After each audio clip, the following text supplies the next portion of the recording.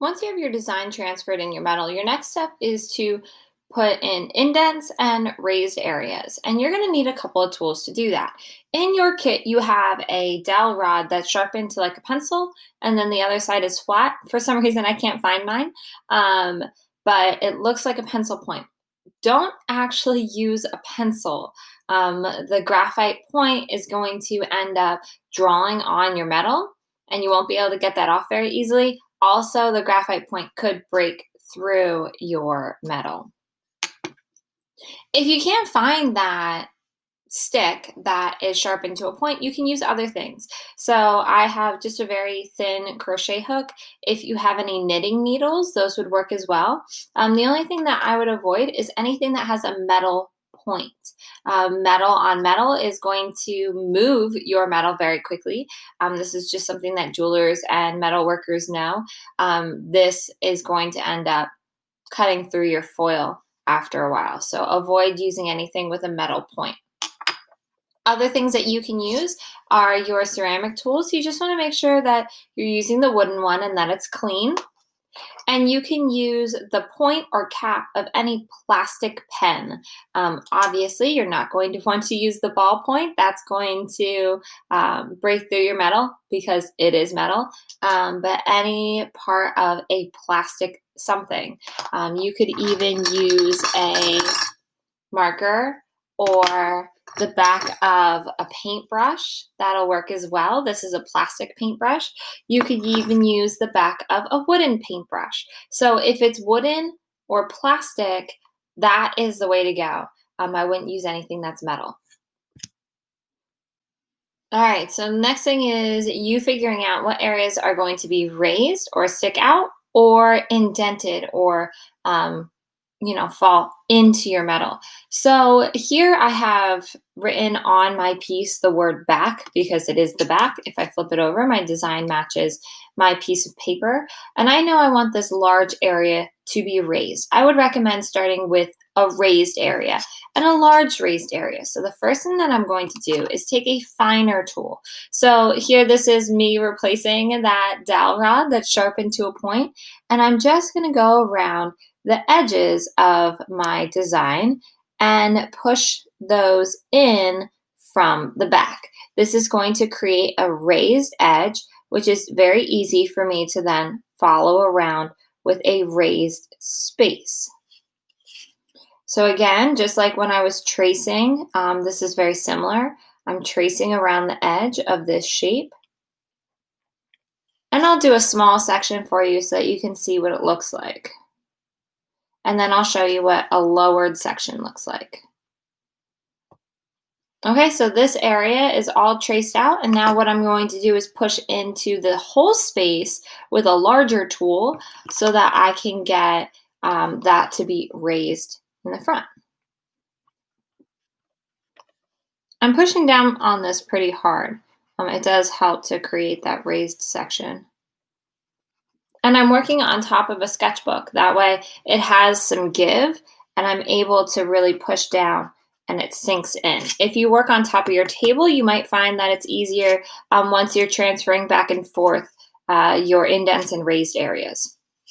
So now you can see that this area sticks out a little bit farther than especially like down here or also this area here.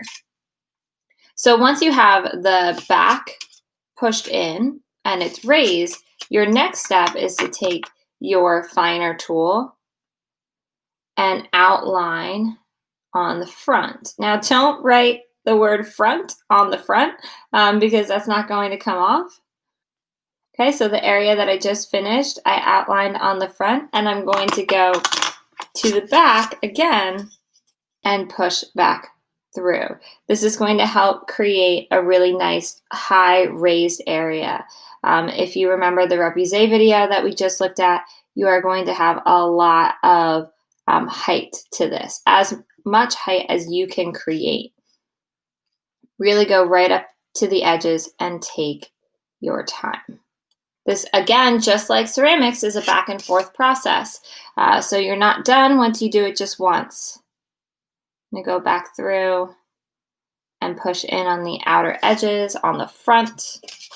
Go to the back, and go over the areas that need to be filled in and push from the back, really pushing at those edges. It's almost like you're creating a wall from one shape to another. And you can see now how much higher or embossed it looks. Now let me show you how to lower a section. So lowering the section always happens from the front. So I want these little circles to be lower, and I want this space to be lower. So the areas that are in between those circle rays. So when you want an area lower, you start the same way, but you're working from the front now. So I'm going to first outline the space that I want to lower. It already is outlined, but doing this a second time really does help enforce that space to go down. Now I'm going to take whatever tool will fit in here. I like this flat wooden tool because it doesn't create lots of wrinkles in my metal that I'll have to go back through and smooth out. And I can go right up to the edge of things. And I'm really pushing down on my metal.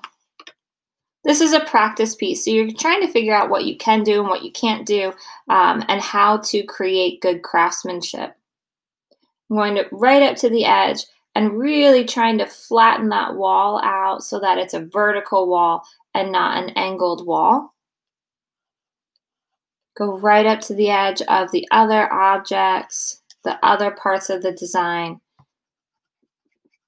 and really indent that. So that's lower than the level areas. It's much lower than the raised area, but I'm going to go back to the other side, and I am going to push right up against the edge of my indented area from the back.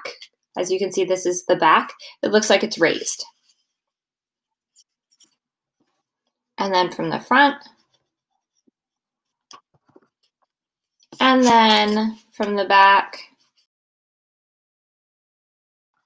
And because I pushed down on it right here in the corner, there was a little indent that was created here in the raised area. So I'm just going to go back and fix that. So sometimes you have to go back to the previous spots that you think were finished.